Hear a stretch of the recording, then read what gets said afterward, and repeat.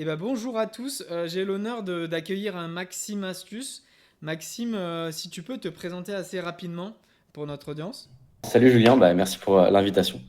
Moi je m'appelle Maxime Pinchot, j'ai 23 ans, donc je suis plus connu sous le nom Maxime Astuce, où je présente des astuces en tout genre sur les réseaux, donc à travers des sites web et des applis, donc des bons plans, etc. Donc un peu toute thématique, que ce soit voyage, business, IA, études, etc. J'ai aussi un média sur l'intelligence artificielle à côté qui s'appelle le Journal de l'IA, où là du coup on fait tout ce qui est actu et outils IA. J'ai également écrit un livre du coup qui s'appelle 300 sites et applis gratuits qui vont changer votre vie, donc du coup qui regroupe une grosse partie des astuces que je donne sur les réseaux. Et là, je suis en train de lancer une école en ligne, du coup sur la création de contenu. Donc vraiment permettre aux gens d'apprendre cette compétence qui aujourd'hui est une clé vraiment indispensable et de comment la monétiser. Donc que ce soit en tant que créateur de contenu, agent d'influenceur, agence de communication, monteur vidéo, community manager, etc. Je montre comment la monétiser derrière. Merci beaucoup pour Voilà. cette présentation, Maxime.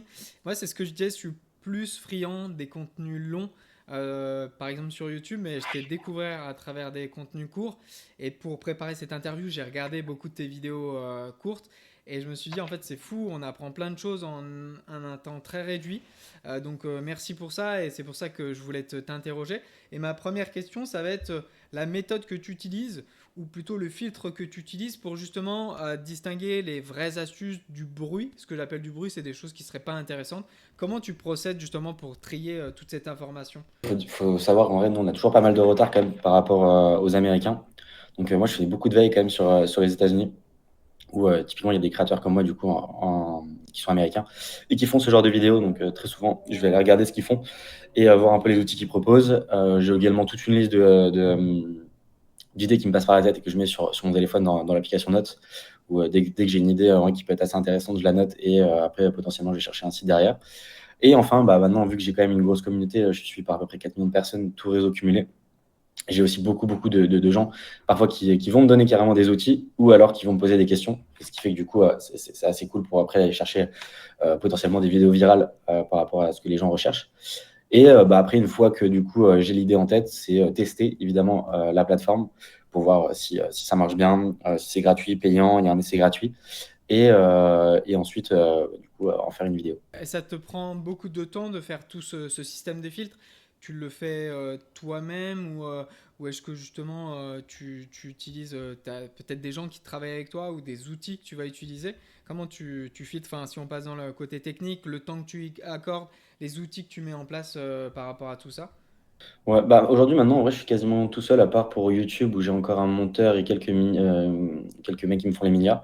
Mais j'ai quand même pas mal rétréci. Aujourd'hui, en fait, je gère tout seul et franchement, ça me prend pas tant de temps que ça.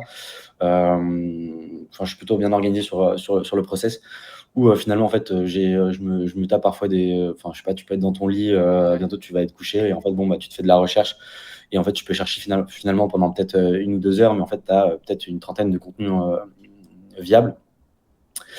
Donc non, pour le coup, ça va, ça prend pas tant de temps que ça. Après, bon, une fois que moi j'ai les contenus, le tester, etc., bon, ça peut prendre un peu plus de temps.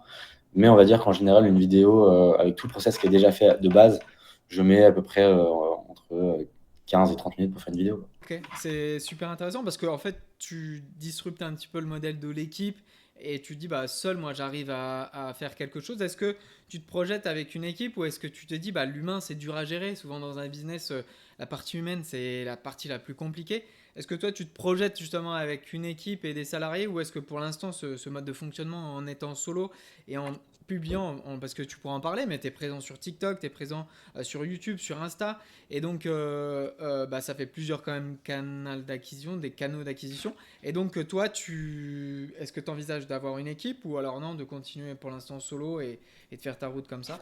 Alors déjà, pas de salarié. Moi, j'aime bien prendre toujours plutôt des collaborateurs, mais aucun salarié. Justement, parce que tu as une flexibilité qui est beaucoup plus intéressante et les gens sont beaucoup plus motivés de manière générale. Bon, après, si c'est vraiment une pépite, là, potentiellement, ça peut être intéressant du coup de l'avoir vraiment que pour soi. Parce que bon, une pépite, forcément, va être beaucoup demandée et du coup, ça va être un peu plus compliqué de bosser avec elle. Mais de manière générale, ouais, je préfère plutôt avoir des entrepreneurs avec qui je bosse. Ça va beaucoup plus vite, c'est beaucoup plus, on va dire, performant. Ouais, Mais sinon, ouais, enfin, je suis ouvert et en même temps, pour le moment, j'en ai pas spécialement besoin. C'est plus sur l'école en ligne où là, pour le coup, je vais avoir besoin de plus de collaborateurs. Je suis associé, j'ai plusieurs personnes qui sont dessus et tout. Donc là, oui, c'est un peu plus technique. Sur le média aussi, mais bon, là, il est un peu en stand-by, donc il faut que je le reprenne. d'accord. Mais je suis ouvert et en même temps, ça me dérange pas aussi d'être non plus d'être tout seul. On va dire Ok. que c'est aussi quand même beaucoup plus de facilité solo. Par rapport à donc toute cette création de contenu et ton business en général, est-ce que tu t'aides d'outils d'intelligence artificielle et justement quels sont ces outils? Moi je trouve ça super important, les gens ne se rendent pas compte. En fait, ils utilisent, je vois beaucoup des gens qui m'entourent qui utilisent ChatGPT pour des choses somme toute basiques, faire des prompts, demander un resto, des choses comme ça, mais ne se rendent pas compte que derrière il peut y avoir une automatisation, que derrière on peut avoir des usages assez fous. Et les gens souvent rentrent dans le chat GPT avec cette image qui est faite sur les studios Gilby. Enfin voilà. Et donc en fait, de manière brève, ils l'utilisent en divertissement, mais ils ne se rendent pas compte que derrière, on peut avoir, comme toi, tu as un exemple parfait, tout un business, et être assez heureux, pouvoir bouger et ne pas être fixé dans une ville et être nomade. Est-ce que tu as des IA comme ça, des intelligences artificielles ou des outils que tu utilises que tu pourrais nous donner? Bon, le plus classique, évidemment, c'est ChatGPT que moi j'utilise vraiment au quotidien et qui apparemment, enfin, qui a absolument tout ce qu'il a à savoir sur moi. Moi, je lui donne vraiment toute une énorme base de données, que ça soit que moi en perso, sur ma création de contenu, et même moi, je l'utilise pas mal justement pour des contrats à gérer et tout derrière, histoire de bien faire attention à tout ce que tu signes. Parce que Ouais. bon, aujourd'hui, on signe quand même assez vite et en fait, il y a quand même beaucoup de choses à vérifier avant de signer un contrat. Et parfois, ChatGPT, c'est quand même un énorme gain de temps et peut-être des trucs aussi qu'on n'a pas forcément l'occasion de voir. Surtout que moi, j'ai souvent des contrats qui sont envoyés dans plusieurs langues différentes en fonction de la marque avec qui je travaille. Donc, bon, je suis pas non plus un hyper bon en anglais, même si ça va, je me débrouille quand même plutôt bien, mais il vaut mieux toujours avoir quand même une petite correction derrière. J'utilise aussi pas mal, moi, Plod AI. C'est un de mes partenaires que j'adore. Je sais pas d'ailleurs si je l'ai juste là sur la table. Non, il est dans mon sac. Ouais. Mais du coup, qui est un enregistreur vocal qui est vachement cool. Moi, j'utilise souvent pour des réunions, notamment où du coup, en fait, ça enregistre toutes tes conversations et ça va te faire tout un résumé, des insights. Tu vas même pouvoir parler avec l'IA et c'est hyper intéressant. Typiquement, quand tu vas parler un peu business ou des trucs comme ça, où du coup, tu vas avoir toutes les insights et je sais pas, tu as une heure de discussion, tu vas pouvoir avoir les éléments les plus importants et en tout cas rien perdre de cette conversation. Donc ça, c'est plutôt cool. Sinon, on y a aussi assez sympa, qui est d'ailleurs aussi un de mes partenaires, c'est une vidéo qui te permet de créer des vidéos à partir d'un texte, qui franchement, la qualité est assez bluffante. On le voit aujourd'hui, il y a aussi VO3 qui est assez ouf, mais bon, sur une durée un peu plus courte. Aujourd'hui, c'est quand même plutôt cool de pouvoir avoir Tu peux accès les play? à ce genre d'outils. Tu peux les play, Maxime? Une vidéo, ouais, INVIDEO. Ouais, et Plod, c'est PLAUD, assez simple. Super. Qu'est-ce qu'il y a d'autre comme IA que j'utilise pas mal? Bon, tu avais Synthesia à l'époque que j'aimais bien aussi. Ok. Là, du coup, tu pouvais même créer un avatar et le faire parler assez facilement, ou même toi, créer ton propre avatar et le faire parler. Sur une vidéo, tu peux aussi le faire maintenant, ce qui est assez cool. Miniatures, tu sais, de tes différents canaux et des vidéos que tu fais, est-ce qu'avec les miniatures, tu utilises ou non? Tu es encore sur, par exemple, demander à un freelance ou les faire toi-même? On m'a proposé un outil, la d'IA, il n'y a pas longtemps, là, cette semaine ou la semaine dernière, je sais plus. Non, c'est la semaine dernière, parce que là, on est déjà lundi. Je ne l'ai pas encore testé, mais moi, pour le moment, sur les miniatures, je suis plutôt avec des personnes qui cherchent ça derrière, parce qu'en général, quand même, c'est bien plus qualitatif. Mais bon, après, l'IA avance tellement vite que potentiellement, on peut avoir des trucs assez intéressants et surtout, on va dire, assez vite. Donc, Ouais. Sur les miniatures, du coup, c'est un travail que moi j'ai essayé d'investiguer. Et pour l'instant, c'est vrai qu'il n'y a pas d'outil non plus hyper fracassant. Tu peux avoir ChatGPT où tu lui demandes des fois de partir d'une base, tu sais, genre une miniature de MrBeast, et tu lui dis bah remplace le visage de cet homme par mon visage. Après, tu peux faire des changements, mais va falloir réitérer 10 à 15 fois avant d'avoir, tu sais, quelque chose de correct. Donc c'est pas encore hyper abouti. Mais Nano Banana, tu vois, qui est sorti, donc qui est pareil, un outil de Google pour créer des images, il m'a pas, sur la création de miniatures, ne m'a pas du tout séduit. Donc c'est vrai que pour l'instant, il n'y a pas de. J'ai l'impression qu'il n'y a pas d'outil ultra conséquent là-dessus. Est-ce que toi, tu aurais 5 peut-être astuces, donc parmi tous les contenus là, que tu nous partages, s'il y avait 5 petits posts qui devaient retenir notre attention ou des choses que tu as faites ou qui ont super bien marché, où tu te dis, bah là, je peux leur donner cette astuce. Cette question, on me la pose tout le temps. En Ah vrai, ouais. c'est hyper difficile de répondre parce que en vrai, enfin, je fais tellement de contenu qu'au final, en fait, il y a Ouais, tellement ben bien sûr. d'outils Toi qui voyages, par et les exemple, vidéos. toi qui voyages Ouais, bah, sur le voyage, t'as ouais, des... je vais sortir que des partenaires, mais enfin, Vas-y, parce que là, vas-y, en vrai, c'est pas... j'ai Sailly, mais c'est un outil que j'utilise déjà depuis plus d'un an, sans partenaire, enfin, sans partenariat de base. Et là, on travaille ensemble depuis 6 mois. Mais c'est assez cool quand tu voyages de ne pas te faire avoir par le hors forfait en Ouais, fonction de l'abonnement que tu as et du pays dans lequel tu vas. Ça te permet d'avoir des eSIM abordables en général au prix, des opérateurs locaux. Du coup, par exemple, je sais pas, tu voyages à Dubaï, typiquement, tu peux très vite avoir de hors forfait très très fort, parce que la consommation, si tu n'as pas un bon forfait, comme Free par exemple, là pour le coup, ça va. Mais si tu es chez Orange, tu arrives à Dubaï, tu actives tes données, je pense, pendant 1 heure, tu vas te retrouver avec 300 € de hors forfait. d'accord. Là, typiquement, tu achètes une eSIM, ça coûte 20 balles, je crois que tu as 10 gigas d'internet, ce qui est assez cool. Et tu peux utiliser facilement ton téléphone. Tu n'as même pas besoin d'aller typiquement à l'aéroport, de mettre une carte SIM, de changer ta carte SIM et tout. C'est directement sur une application. Et en plus de ça, c'est comment dire, c'est la société qui est avec NordVPN. Donc en fait, tu as un VPN directement intégré. Donc, notamment, par exemple, si tu es à Dubaï, il faut savoir que WhatsApp, tu ne peux pas l'utiliser. Il faut avoir un VPN pour pouvoir utiliser WhatsApp. Donc là, typiquement, Tata eSIM, tu peux directement avoir ton VPN qui te permet d'utiliser toutes les fonctions. Saily, S-A-I-L-Y. Qu'est-ce que j'ai d'autre qui peut être cool? J'ai Split, ça que moi j'utilise aussi pas mal. C'est SPL3I-T. Et là, du coup, ça te permet, en fait, c'est une plateforme de partage d'abonnements. Donc, typiquement, en fait, tiens, tu vas avoir Netflix, du coup, tu as les abonnements famille, et ce qui fait que tu vas pouvoir payer beaucoup moins cher. C'est pareil pour Spotify, etc. Et tu vas pouvoir diviser par 3 ou 5 le prix de tes abonnements Ok, avec le copartage. Donc, ça, d'accord. c'est assez cool. Super intéressant. Euh, Gamma, tu utilises un peu et, Gamma, sinon- point. et Gamma aussi, un de mes partenaires. J'adore Gamma. Ah, Ça t'es fait, putain, là, partenariat, ok. j'ai. Donc tu vois, c'est marrant Ouais, parce qu'en et fait, là, je suis trop content. tu fais des partenariats avec des gens qui font sens, quoi. J'ai l'impression que tu prends pas le premier venu sur les Ah partenariats non, et je fais super attention. ouais, tu fais attention. Ok, Euh, en gé- Ouais, non, non, moi, c'est vraiment, je refuse de quasiment 70% des partenariats qu'on me propose. Je prends vraiment que des outils qui sont exactement dans la DA de mes vidéos. Et souvent, des outils que j'utilise. Gamma, ça fait plus d'un an aussi que je l'utilise à fond. Et là, pareil, là, je suis partenaire avec eux. Et ça, c'est une tuerie. Genre, pour créer tes PowerPoint en 2 secondes, moi, je suis très, très mauvais sur les présentations. Et là, pour le coup, ça fait un truc.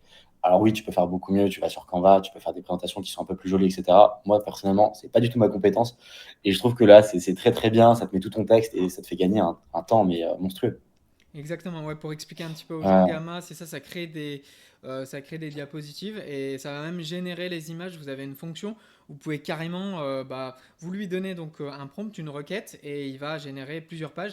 Et comme disait Maxime, en fait, après, à partir de ce moment-là, vous pouvez très bien modifier. Vous n'êtes pas obligé de rester sur ce que vous a fourni Gamma. Vous avez un petit outil pour ajuster. Donc en fait, ça vous fait 80-90% du taf, voire même si c'est une présentation rapide que vous devez faire à une équipe ou quoi que ce soit, ça fait 100% du taf. Vous avez juste besoin de le télécharger, quoi. Et il y a des crédits gratuits en plus pour, pour pour, essayer. pour avancer, ouais, pour avancer même encore plus loin, c'est vraiment, en fait, il faut se dire que ça crée tous vos PowerPoint à votre place. Il y a juste à mettre en fait son texte et ça le fait. Aujourd'hui, maintenant, il y a même une mise à jour, là, du coup, là, j'en ai parlé là, il y a quelques jours. Ils viennent d'ajouter un agent IA. Ce qui fait qu'en fait, maintenant, il va même aller pouvoir chercher du contenu, etc. sur les réseaux. Vous allez pouvoir lui poser n'importe quelle question, lui dire qu'est-ce qui ne va pas, ce que vous voulez améliorer, etc. Et avoir la présentation que vous avez besoin. Et ainsi vous faire gagner un maximum de temps. Super. Eh ben, merci pour tous ces outils.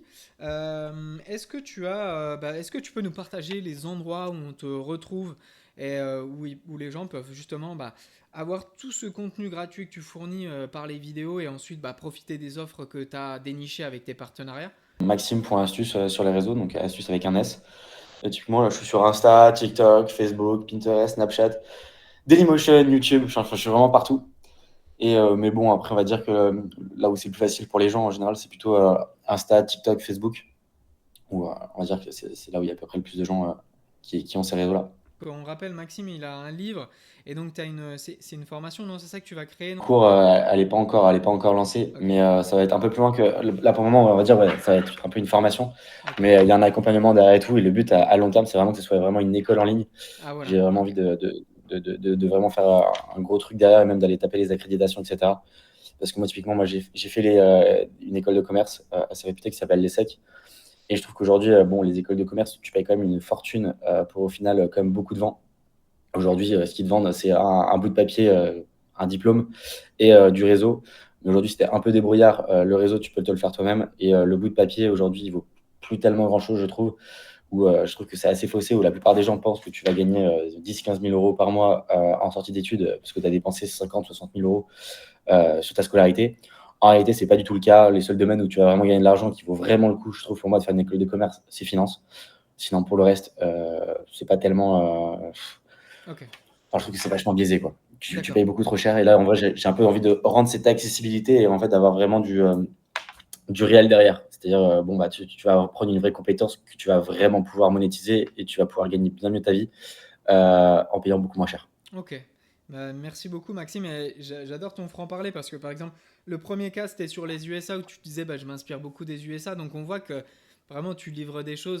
Parce qu'il y en a plein qui le font, mais qui ne le disent pas. Nous-mêmes, avec The French Boat, on a notre page Instagram et on utilise beaucoup ce qui se fait outre-Atlantique aux USA, qui sont bien en avance. Et donc, bah, merci pour ta franchise. Je pense Bah, surtout que, effectivement. je te coupe, mais surtout qu'en fait, de manière générale, que ça soit même sur la création de contenu, mais sur n'importe quel domaine, même les startups, on le voit. En France, on a un temps de retard qui est toujours assez conséquent par rapport aux US. Donc, aller s'inspirer sur des choses qui marchent déjà avec un temps d'avance, en fait, reproduire la même chose du coup en France, il y a un potentiel qui est énorme. Donc, il ne faut pas avoir peur, même le copier, enfin, si c'est juste pour se chercher au début et de copier un peu, mais de toute façon, il y aura toujours sa personnalité, ses valeurs, etc., qu'on amène derrière. Et c'est après qu'en fait, vous ferez le pivot de la vraie manière, une fois que vous aurez bien compris comment le système marche, que du coup, vous allez grossir un maximum. Super. Voilà. Ben, merci beaucoup, Maxime. Écoute, on met tous les liens en description dans cette vidéo et puis on te retrouve sur les réseaux. À très vite. Salut!